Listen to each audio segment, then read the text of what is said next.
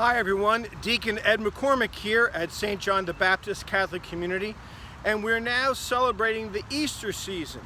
And so in this video, I want to address the question of why the resurrection. Why is Jesus' resurrection so important? In fact, it is the central event for the Christian life. As St. Paul says in chapter 15 of 1 Corinthians, if Jesus has not been raised from the dead, then our faith is in vain. The Christian life makes no sense. And I hope to explain in this video a little bit about why the resurrection is so central to our Christian faith, and without it, it makes no sense whatsoever. Some background, first of all. The decision to call what happened to Jesus after he died resurrection, the decision by the early church, by St. Paul and the rest of the church, was a crucial decision. That word, resurrection, is a late Jewish word. It's a catch-all term that Jews by the time of Jesus were using to kind of capture all of the hopes that the people of Israel felt as a nation. And many of these hopes are expressed in the great prophets, in Ezekiel and Jeremiah, but especially in Isaiah. And so when the New Testament writers, who were all Jewish, use the word resurrection, they're using this Jewish catch-all term that encompasses the following hopes. First of all, they thought that the present age was evil. There was suffering, there was death, there was sickness. People were not living as God created us to live. There were Roman soldiers and Roman taxes, but they hoped that in the future God would act as God did at the Exodus and at creation.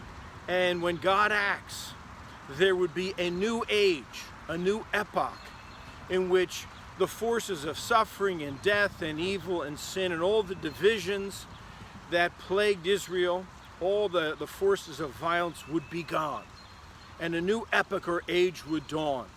And the dawning of this new epoch would be an age of resurrection. And here are the following things they hoped God would do.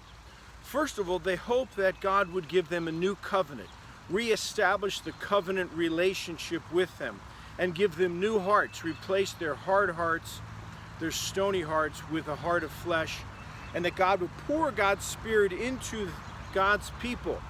And every person, every one of God's people would be filled with God's Spirit, so that they would then do God's will and live as God created them to live.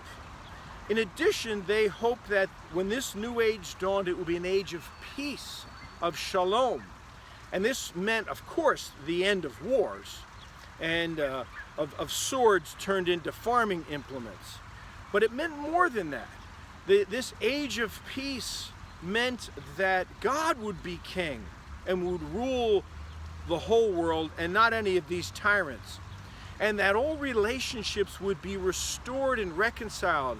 Relationship with ourselves, with each other, with other nations. And Isaiah has all these images of the nation streaming towards Jerusalem in peace and reconciliation and sitting at this magnificent banquet. So it would be an age where the covenant would be restored, new hearts would be given to us, God's peace would be poured upon us, all relationships would be reconciled and restored. There'd be no more suffering, no more death, and that all who had died would be raised from the dead. So when the early church announces that God raised Jesus from the dead, they were making two stunning claims. First of all, they're claiming that what God promised to do for all of God's people at the end of the age, God was doing for Jesus in the present age, and that he was now alive, physically transformed and alive and conscious and with God. But secondly, this is not just something God did for Jesus. By raising Jesus from the dead in the middle of the present age, God has launched ahead of time all of those hopes that the prophets talked about. God has begun to realize ahead of time in the present age what God promised to do in the next age. And the full realization of that, the full actualization of those promises will come in the future through Jesus. But the third point here is why resurrection? It means that all of those things God promised are now happening in and through Jesus. And this is why in today's gospel we hear this scene where Jesus appears in the upper room to the terrified disciples who think they're probably about to be arrested and killed. And the risen Jesus appears to them. He says peace to them twice, and he breathes on them the Holy Spirit. Now notice those three things. All of a sudden, a man who was dead is now alive and somehow is not limited by the forces of space and time. But his being alive again is not a resuscitation like what happened to Lazarus. He is fully transformed. He has a new kind of body filled with the life of God. And what God has done for him, God will then one day do for all of us in the whole cosmos.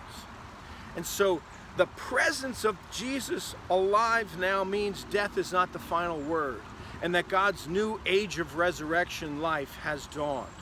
Secondly, Jesus says peace to them twice. He is announcing that the hoped-for age of peace has begun to dawn. And notice the transformation the disciples undergo. They were terrified, and now they're rejoicing. And thirdly, Jesus breathes on them, just as God does in the Garden of Eden when God creates humanity. Because this is the recreation of the human race. No longer do we have to live from our fears and our shame and our resentments and anger. We can now live from the very life that raised Jesus from the dead. And this pouring out of God's Spirit is a fulfillment of that promise in Ezekiel that we'd get new hearts and that God's Spirit would pour upon us. And so it means that the place where Jesus is now encountered is when Christians gather.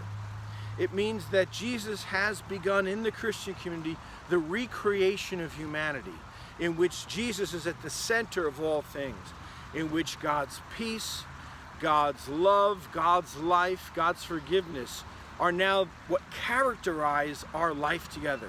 And he then sends us out to begin to live from this life and share it with others.